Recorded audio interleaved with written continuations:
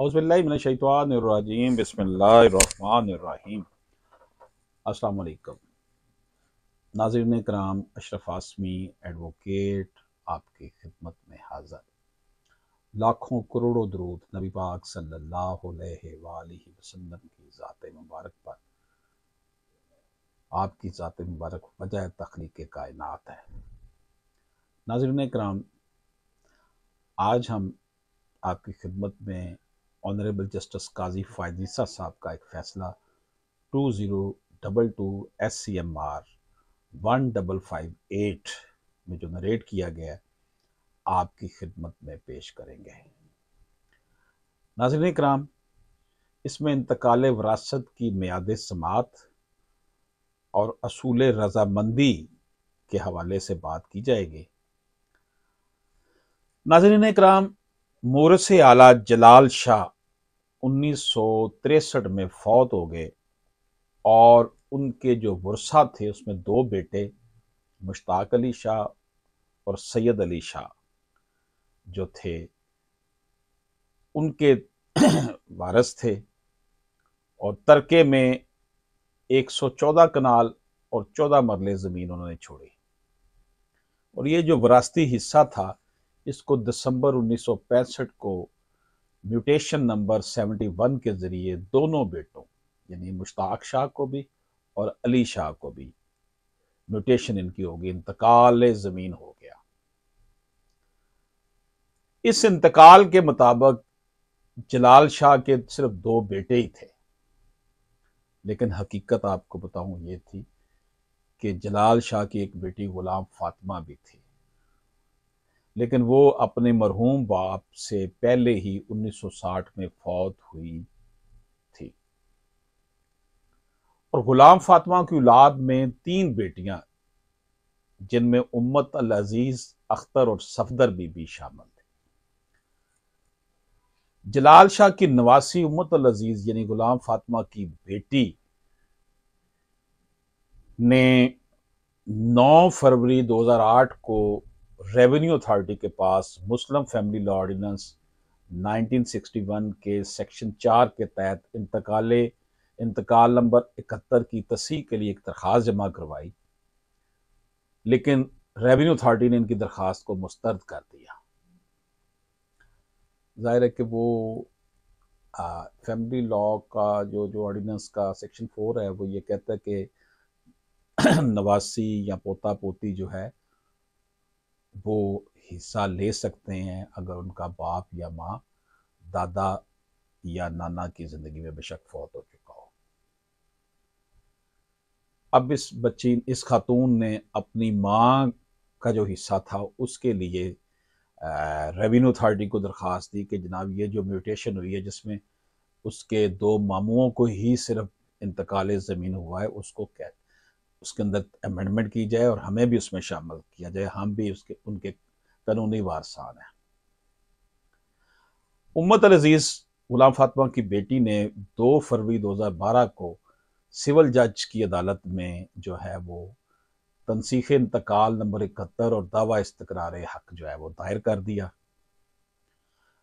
मुकदमा अभी चल ही रहा था कि 7 जुलाई 2013 को उम्मत अल अजीज का इंतकाल हो गया। अब उसके शौहर और बेटे ने अदालत से मुकदमा में शामिल होने के लिए इजाज़त ली कि जनाब हम नया मुकदमा करना चाहते हैं, और ये वो केस वापस ले लिया। उसके बाद 2 जून 2014 को उम्मत अल अजीज के शौहर और बेटे ने एक नया दावा दायर कर दिया, जो कि इनके हक में फैसला भी हो गया। इस फैसले के खिलाफ अपील और रिवीजन पिटीशन भी खारिज होगी। अपील डिस्ट्रिक्ट कोर्ट में हुई, रिवीजन पिटीशन हाई कोर्ट में हुई। ये मुकदमा 2 रुकनी बेंच जस्टिस काजी फ़ायद ईसा साहब और जस्टिस याह्या अफरीदी पर मुश्तमिल बेंच के सामने लगा।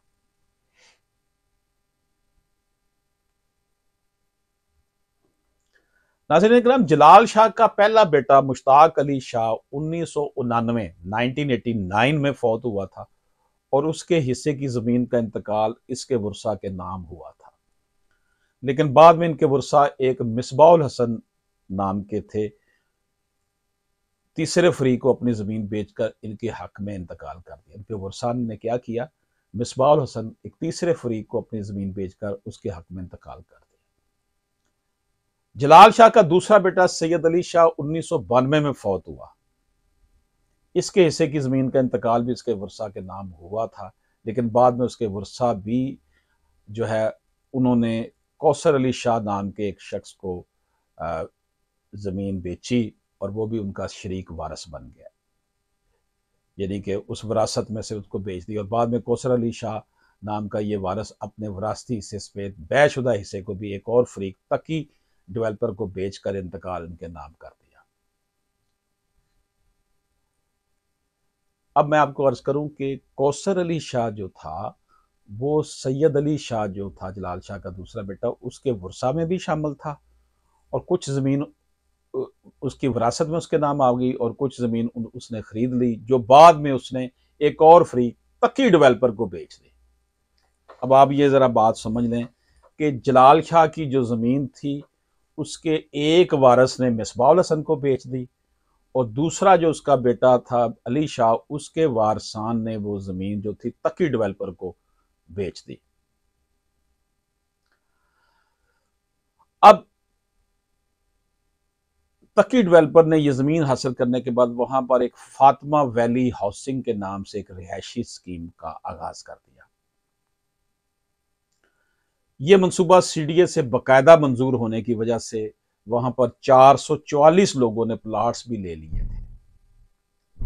ट्रायल कोर्ट, एपीलेट कोर्ट और रिवीजनल कोर्ट से यह केस उम्मत अजीज के हक में फैसला होने के बाद जब यह केस सुप्रीम कोर्ट के सामने आया तो कौसर अली शाह नाम का जो फरीक था जिसने अपनी ये ज़मीन तकी डेवलपर को बेची थी की जानब से सुप्रीम कोर्ट में दलाइल दिए गए कि यह ज़मीन कौसर अली शाह ने तकी डेवलपर को 15 नवंबर 2007 को इंतकाल के जरिए मुंतकिल की थी। उस वक़्त किसी तरह से भी कोई भी इतराज़ नहीं किया गया, हालांकि अगर इतराज़ होता भी तो वो 1963 में होता जब जलाल शाह फौत हुए थे और तब से लेकर कोई भी इतराज़ नहीं किया गया। और उम्मत अजीज़ के शोहर के अदालत में बयान के मुताबिक उम्मत अजीज़ ने अपने भाइयों से ज़मीन 1992 में पहली मरतबा मांगी थी, तो इसलिए काज ऑफ एक्शन 1992 बनता है। ये बड़ा अहम पॉइंट है जिसकी वजह से ये केस जो है ना आम सोच जो थी उसके मुताबिक इसका फैसला नहीं हुआ। ये पॉइंट आपने ज़हन में रखना कि काज ऑफ एक्शन उनका कहना था जी 1992 में बनी है, यहाँ पर ये गड़बड़ हो गई। अगर वो काज ऑफ एक्शन देर से बनाते तो कुछ और बात होनी थी।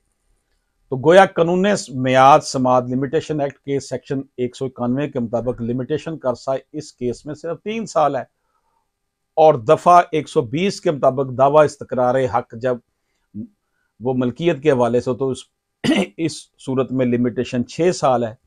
लेकिन उम्मत अजीज़ ने तकरीबन 16 साल बाद 2000 में पहली मरतबा कोई दरख्वास्त दी और 20 साल बाद अदालत में केस किया, तो इस वजह से उम्मत अजीज़ का ये केस टाइम बार था।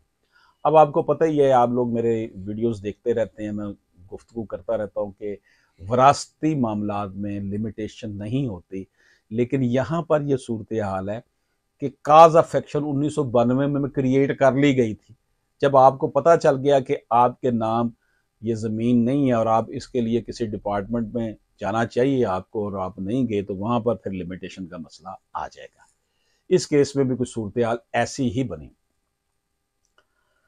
कौसर अली शाह की जानब से इन दलाइल के जवाब में उम्मत अजीज़ की जानब से कहा गया कि वो एक अकेली लाचार औरत थी, जिसके जवाब में कहा गया कि वो अकेली नहीं बल्कि शादीशुदा औरत थी। याद रहे कि तकी डेवलपर की जानब से ट्रांसफर ऑफ प्रॉपर्टी एक्ट के सेक्शन 41 पर इनसार किया गया और अदालत उज़्मा के 2 मशहूर फैसले घराना बनाम साहब कमाला बीबी और इंटेलिजेंस ब्यूरो बनाम शबीर हुसैन, ये 2 जो फैसले थे PLD 2014 सुप्रीम कोर्ट 167 और 2022 SMER 977 पर इनसार किया गया।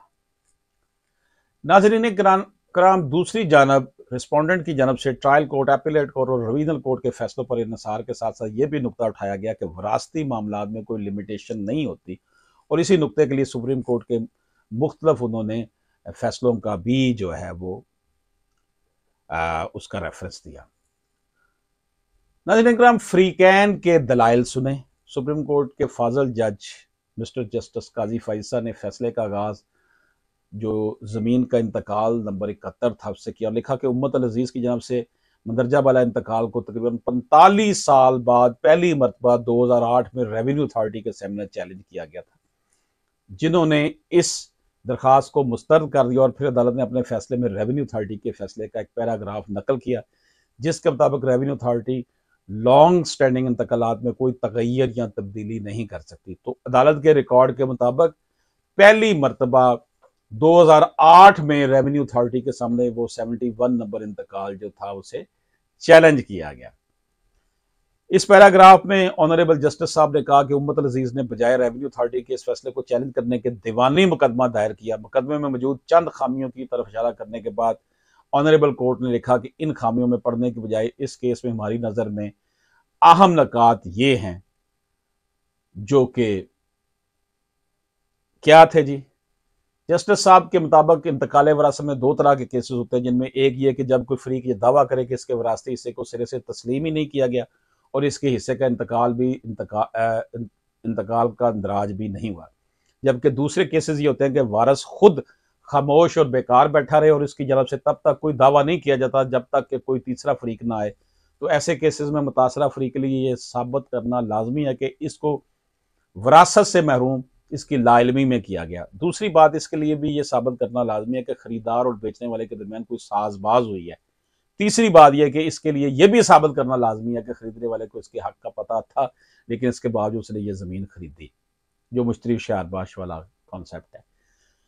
नाज़रीन इकराम, सुप्रीम कोर्ट की तरफ से ये नकात उठाए गए, इनकी तरफ इशारा किया गया कि निचली अदालतों में किसी ने भी नकात की तरफ गौर नहीं किया। इस केस में तीसरे फरीक के हकूक भी शामिल हो चुके हैं, जिसने वो पैसे दे के जमीन खरीदी। बिलखसूस तीसरे फरीक के हकूक उम्मत अल अजीज की जानब से इंतकाल चैलेंज होने से पहले ही शामिल हो चुके थे। तो ऐसी सूरत में तीसरे फरीक को खुसूसन जब इसको ना पार्टी बनाया गया और ना सुना गया, तो इसको महरूम करना किसी भी सूरत काबिल जवाज नहीं हो सकता। और फिर इस नुक्ते के लिए अदालत ने अदालत उज़्मा के दो जो फैसले थे, जिनका मैंने अभी जिक्र भी किया है, ग्राना बनाम साहब कमाला बीबी और इंटेलिजेंस ब्यूरो बनाम शबीर साहब पर इंसार किया। और फैसले के आखिर में ऑनरेबल सुप्रीम कोर्ट ने लिखा कि निचली अदालतों ने अदालत उज़्मा के मंदरजा बाला फैसलों पर तवज्जो नहीं दी और ना ही असूल रजामंदी की तरफ और ना ही ज़मीन में तीसरे फरीक के हकूक की तरफ और ना ही इंतकालात में लॉन्ग स्टैंडिंग इंट्रीज की तरफ और ना ही इस तरफ के उम्मत अल अजीज ने 45 साल तक कोई दावा नहीं किया और सिर्फ इस वक्त दावा किया जब जमीन में तीसरे फरीक के हकूक शामिल हुए। तो इन नकात की रोशनी में सुप्रीम कोर्ट ने निचली तीनों अदालतों यानी ट्रायल कोर्ट, एपीलेट कोर्ट और रिवीनल कोर्ट के फैसलों को खत्म करते हुए उम्मत अल अजीज के केस को मुस्तरद कर दिया और तकी डेवलपर और कौसर अली शाह के हक में फैसला दिया। नाज़रीन का इंतकाल वरासत में दो तरह के केसेस हैं। एक ये कि जब कोई फरीक ये दावा करे कि इसके वरासती हिस्से को सिरे से तस्लीम ही नहीं किया जा रहा, तो इसके हिस्से का अंदराज भी इंतकाल में नहीं हुआ। जबकि दूसरे केसेस ये आते हैं कि वारस खुद खामोश और बेकार बैठा रहे और इसकी जानब से तब तक कोई दावा ना किया जाए जब तक कोई तीसरा फरीक ना आए। तो ऐसे केसेस यानी दूसरे किस्म के केसेस में मुतासरा फरीक के लिए साबित करना लाजमी होता है कि इसको वरासत से महरूम इसकी लाइलमी में किया गया। दूसरी बात, इसके लिए यह भी साबित करना लाजमी है कि खरीदार और बेचने वाले के दरमियान कोई साजबाज हुई है। तीसरी बात यह कि इसके लिए यह भी साबित करना लाजमी होगा कि खरीदने वाले को इसके हक का पता था, लेकिन इसके बावजूद उसने ये ज़मीन खरीदी। तो अगर ये बातें साबित कर दे तो तब इसके हक में फैसला होगा, वगरना नहीं। अगर ये बातें वो साबित करने में नाकाम रहे तो फिर इसको खामोशी की सज़ा वरासत से महरूमी की सूरत में दी जाएगी। ये बड़ा एक दुख वाला केस था, तकलीफ वाला केस था। जब ये रिपोर्ट हुआ तो मैंने उस वक्त भी पढ़ा था 2022 में, और मैंने इसके ऊपर मुख्तसर एक वीडियो भी बनाई थी। अब देखें, जब आपको पता चल गया है और आप किसी फोरम पर चले गए हैं, फिर टाइम पीरियड शुरू हो जाता है, और जब आपको पता नहीं चला फिर तो आपकी लाइलमी चल जाती है। अब यहाँ पर तीसरा फरीक के पास भी ज़मीन चली गई हुई थी, तब भी आप नहीं गए। ये बड़ी सूरत हाल अजीबो गरीब थी और बड़े टेक्निकल तरीके से इस केस से सुप्रीम कोर्ट ने जो है ना वो इनको हिस्सा नहीं दिया। बहरहाल मेरा वर्शन ये है कि गुलाम फातिमा की बेटियों को हिस्सा मिलना चाहिए था, यहाँ पर ये पहलू भी देखना चाहिए था। देखें, अब ये पब्लिक डॉक्यूमेंट बन चुका है, पब्लिक प्रॉपर्टी है ये अदालती फैसला। हम इसके ऊपर क्रिटिसाइज भी कर सकते हैं, मशवरा भी इसके ऊपर कर सकते हैं। अदालत को ये देखना चाहिए कि हमारे सोशल स्ट्रक्चर में, हमारे मामलात में ख़वातीन कितनी पिसी होती हैं। वो बड़ी मुश्किल से केस की तरफ आती हैं, क्योंकि उन्हें पता होता है कि अगर उन्होंने केस कर दिया तो उनका अपने वालदैन के घर में दाखिला बंद हो जाएगा, भाभियाँ जो है उनके भाइयों के घर में जाना बंद कर देंगी, तो बड़े मसाइल होते हैं।